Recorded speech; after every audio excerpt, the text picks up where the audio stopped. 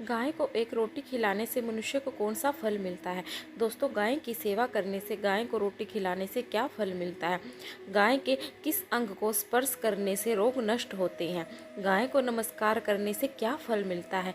इसके मनुष्य को कितने फायदे मिलते हैं, आज इस प्राचीन महान कथा के माध्यम से हम आपको बताते हैं। तो चलिए बिना देरी किए आपको सुनाते हैं गौ माता की यह महान कथा। दोस्तों, एक बार देवर्षि नारद भगवान श्री कृष्ण से मिलने के लिए द्वारका नगरी में पधारे हैं। भगवान श्री कृष्ण के पास आकर नारद जी उन्हें प्रणाम करते हुए देवर्षि नारद जी को देखकर भगवान श्री कृष्ण प्रसन्न हो जाते हैं और पूछने लगते हैं, हे देवर्षि, आपका द्वारका में स्वागत है। आज किस प्रयोजन से द्वारका में आने का आपने निर्णय लिया है। देवर्षि नारद हर्ष के साथ कहने लगते, हे प्रभु, आप तो सब कुछ जानते हैं, फिर भी हम इस दास से पूछ रहे हैं, भला आपसे कोई बात छुपी हुई है। मेरे मन में क्या प्रश्न है, आपको भली भांति पता है। भगवान श्री कृष्ण कहते हैं, हे देवर्षि, मैं आपको दिशा का जानता हूँ और यह भी जानता हूँ कि आप समस्त मनुष्य जाति के कल्याण के लिए ही आज यहाँ पर पधारे हैं। आप निष्कुंज होकर पूछें, आपके मन में जो भी प्रश्न हो। फिर देवर्षि कहने लगते हैं, हे प्रभु, यदि आप चाहते तो मैं आपसे एक प्रश्न पूछने की चेष्टा करता हूँ। प्रभु, मैं आज पृथ्वी लोक का भ्रमण कर रहा था तो मैंने बड़ा ही विचित्र दृश्य देखा। मैंने देखा कि कुछ दुष्ट मनुष्य गाय को मार रहे थे, वहीं दूसरी ओर कुछ मनुष्य गाय की पूजा भी कर रहे थे। तो प्रभु, यह दृश्य देखकर मुझे बड़ी व्यथा हुई। मनुष्य खुद के स्वार्थ के लिए निष्पाप पशुओं पर अत्याचार क्यों करता है। हे प्रभु, मेरे मन में यह जानने की जिज्ञासा हो रही है कि जो मनुष्य गाय की सेवा करता है, उसकी पूजा करता है, उसे क्या फल मिलता है, और जो पापी गायों पर अत्याचार करता है उन्हें कौन सा दंड मिलता है। इस प्रकार से नारद जी द्वारा पूछे जाने पर भगवान श्री कृष्ण मुस्कुराते हुए कहने लगे, हे देवर्षि, आपने बहुत ही उत्तम प्रश्न किया। जो गाय को काट देता है उसे तो उसके पाप कर्मों के लिए नरक में दंड अवश्य मिलता है, किंतु जो गायों की सेवा करता है उन्हें उत्तम लोकों की प्राप्ति होती है। गायों की सेवा करने से पृथ्वी लोक पर और परलोक में मनुष्य को कौन सा फल मिलता है, मैं आपको इस कथा के माध्यम से समझाता हूँ। हे देवर्षि, आप इस कथा को ध्यान से पूरा जरूर सुने। इस कथा को जो भी मनुष्य सुनता है और इसका प्रचार करता है, उसके समस्त पाप नष्ट हो जाते हैं, उसे धन धान्य की प्राप्ति होती है और मृत्यु के बाद वह मेरे धाम लोक में जाता है। देवर्षि कहने लगते, हे प्रभु, यह मेरे सौभाग्य है कि मैं आपके मुख से या मुझे कथा सुनने को मिल रही है। मैं इस कथा को ध्यान से पूरा सुनूंगा और इसका प्रचार मनुष्य में करूंगा। भगवान श्री कृष्ण कहते हैं, हे देवर्षि, प्राचीन काल की बात है, पृथ्वी लोक पर वैवस्वत मनु के वंश में एक दिलीप नाम का राजा हो गए। महाराजा दिलीप धर्म का पालन करने वाला, गुणवान, चरित्रवान तथा महाप्रक्रमी था। उन्होंने धर्म पूर्वक पृथ्वी का पालन किया और अपनी प्रजा को सदैव ही प्रसन्न रखा। उनकी प्रजा सदैव उनसे संतुष्ट रहती थी।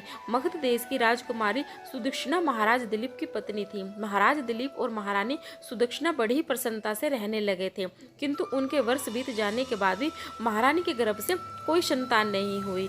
तब महाराज दिलीप एकांत में बैठकर सोचने लगे कि मैंने कभी कोई पाप नहीं किया और मैंने सदैव ही धर्म के मार्ग पर चलकर ही सभी कार्य किए हैं, फिर भी मेरे किस दोष के कारण मुझे संतान प्राप्त नहीं हो रही है। इतना सोचकर वह बहुत ही चिंतित हो गए। फिर उन्हें मन में एक विचार आया कि इस समस्या का समाधान केवल गुरु वशिष्ठ जी ही कर सकते हैं।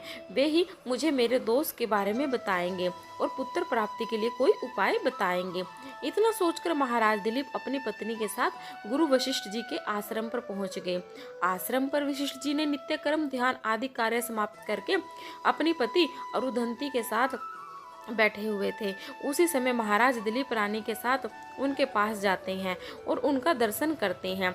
वशिष्ठ जी ने महाराज दिलीप का स्वागत किया और उनकी पत्नी अरुंधति ने महारानी का स्वागत किया और उनका कुशल मंगल पूछते हुए उन्होंने आशीर्वाद दिया। वशिष्ठ जी महाराज जी दिलीप से कहने लगे, हे राजन, सब कुशल मंगल तो है ना? आप और महारानी का आज अचानक वन में मेरी कुटिया में पधारने का क्या प्रयोजन है?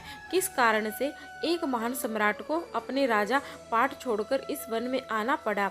इक्ष्वाकु कुल के सभी राजा महाराजा पुत्र उत्पन्न करके उन्हें अपना राज्य सौंप कर तपस्या करने के लिए वन में आते हैं, किंतु आप सभी भी जवान हैं।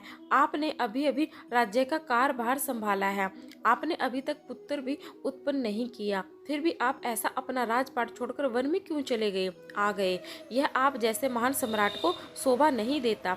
फिर महाराज दिलीप कहते हैं, हे महर्षि, मैं आपको यहाँ पर तपस्या करने के लिए नहीं आया हूँ। गुरुदेव, मैं आपके पास सहायता मांगने के उद्देश्य से आया हूँ। कृपया आप मेरी सहायता कीजिए, मैं बहुत दुखी हूँ। फिर महर्षि वशिष्ठ जी कहते हैं, हे राजन, आपके जैसा महान सम्राट को भला किस बात की सहायता चाहिए? आप तो समय ही सभी की रक्षा एवं सहायता करने में सक्षम हैं।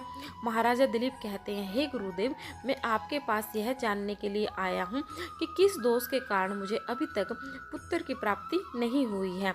कृपया आप अपनी दिव्य शक्ति से जानकर मुझे दोष बताएं और उस दोष के निवारण के लिए उपाय भी अवश्य बताएं। पुत्र के बिना मेरा जीवन व्यर्थ हो जाएगा, मुझे मुक्ति नहीं मिलेगी। तब महर्षि वशिष्ठ जी कहते हैं, हे राजन, यह तो आश्चर्य की बात है, मैं अवश्य आपकी सहायता करूंगा। फिर महर्षि वशिष्ठ जी अपनी दिव्य दृष्टि से महाराजा के भूतकाल को देखने लगते हैं, तो उन्होंने राजा की एक भूल के बारे में पता चलता है। महर्षि वशिष्ठ जी महाराज जी से कहते हैं, हे राजन, आपसे एक बड़ी भूल हुई है जिसका आपको ज्ञान नहीं है।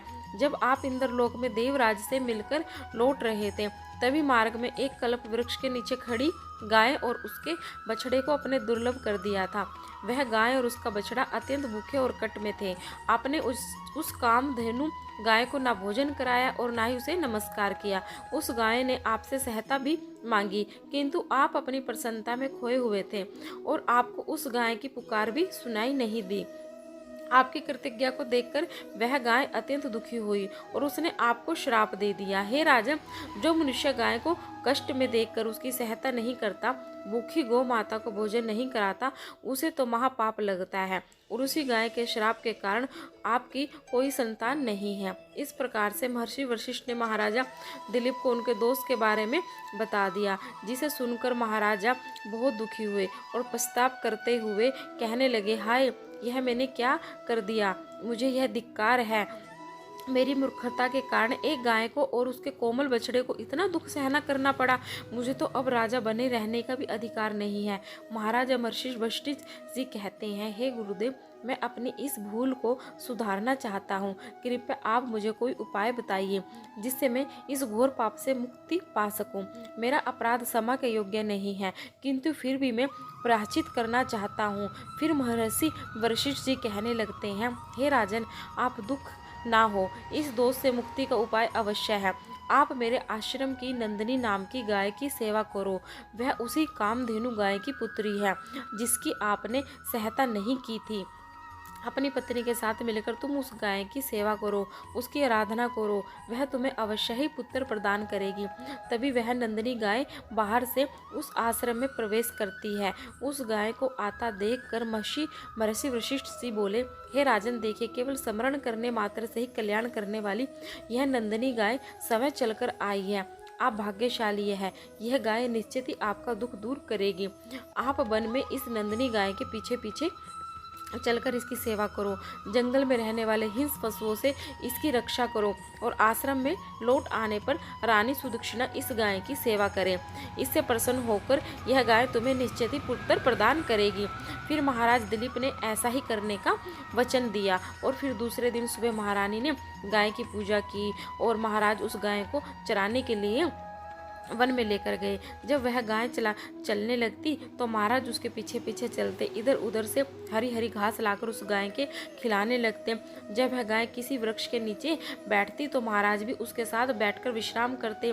महाराज उस गाय के शरीर से डांस और मच्छरों को हटाते और अपने हाथों से उसके मस्तक को सहलाते। इस प्रकार से महाराज उस गाय की सेवा में लगे रहे। जब शाम हुई तो महाराज उस गाय के साथ आश्रम में लौट आए। आश्रम में पहुंचते ही उस गाय ने अपने खुरों से महाराज पर धूल उड़ाई, जिससे महाराज का शरीर पवित्र हो गया और उसके सभी पाप नष्ट हो गए। फिर महारानी सुदक्षिणा ने आगे आकर नंदिनी की अगवानी की और विधि पूर्वक उस गाय का पूजन किया। तब बार बार उसके चरणों में मस्तक झुकाए। फिर उस गाय की प्रदक्षिणा करके हाथ जोड़कर वह उसके आगे खड़ी हो गई। फिर उस गाय ने उस रानी की पूजा को स्वीकार किया और रानी पर अपनी दृष्टि डालकर उसके सभी दोष समाप्त कर दिए। गाय की दृष्टि पड़ते ही रानी अत्यंत पवित्र हो गई। इस प्रकार से महाराज दिलीप को उस नंदिनी गाय की सेवा करते हुए 20 दिन ही बीत गए। फिर 21वें दिन महाराज जब गाय को लेकर वन चले गए तो वह गाय चढ़ते चढ़ते हिमालय पर्वत पर चली गई और महाराज भी उसके पीछे पीछे चले गए। वहां उस पर्वत पर खड़े होकर महाराज उस हिमालय पर्वत की सुंदरता को निहार रहे थे। इतने में ही एक शेर ने आकर उस नंदिनी गाय को बलपूर्वक दबोच लिया। राजा को उस शेर के आने की आहट तक नहीं हुई। उस शेर के चुंगल में फंसी नंदिनी ने दयनीय स्वर से बड़े जोर से चित्कार किया और महाराज मेरी रक्षा करो, हे महाराज मेरी रक्षा करो। जैसे ही महाराज ने उस गाय की पुकार सुनी तो उन्होंने देखा कि एक भयंकर शेर ने उसे गाय को दबोच लिया है और उस गाय की आंखों से आंसू की धार बह रही है, जिसे देखकर महाराज व्यथित हो उठे और उन्होंने तुरंत ही अपना बाण निकाला और धनुष की डोर पर रखे और उस शेर को मारने के लिए प्रत्यंचा खींची। उसी समय उस शेर ने महाराज की तरफ देखा और शेर की दृष्टि पड़ते ही महाराज का शरीर स्तंभ हो गया, उनकी शक्ति क्षीण हो गई, उनका सारा बल नष्ट हो गया। जब उनके अंदर उस बाण को छोड़ने की भी शक्ति नहीं रही, फिर वह शेर उस महाराज से बोलने लगा, हे राजन, मेरे ऊपर प्रहार करना तुम्हारे बस की बात नहीं है, क्योंकि भगवान शिव मेरी ही पीठ पर रहकर नंदी पर बैठते हैं, इसलिए तुम मुझे मारने की चेष्टा मत करो और यहाँ से लौट जाओ। विधाता ने इस गाय को आज मेरा ग्रास नियुक्त किया है, इसलिए तुम इसमें दखल मत दो। मैं जानता हूँ तुम सूर्यवंश में जन्मे हुए राजा दिलीप हो। इस हिमालय पर्वत पर भगवान शिव की बड़ी माया फैली हुई है, इसलिए तुम तुरंत यहाँ से निकल जाओ। फिर महाराज बोलने लगे, हे मृगराज, कृपया आप इस गाय को ना मारे। वह महर्षि वशिष्ठ जी की संपूर्ण मनोरथ को पूर्ण करने वाली नंदिनी गाय है। इसकी हत्या करने पर तुम्हें महापाप लगेगा। गुरुदेव ने मुझे इस गाय की रक्षा और सेवा करने का आदेश दिया है। इस गाय को एक बछड़ा भी है जो घर पर इसकी राह देख रहा है। मैं इस गाय को मरने के लिए छोड़कर नहीं जा सकता।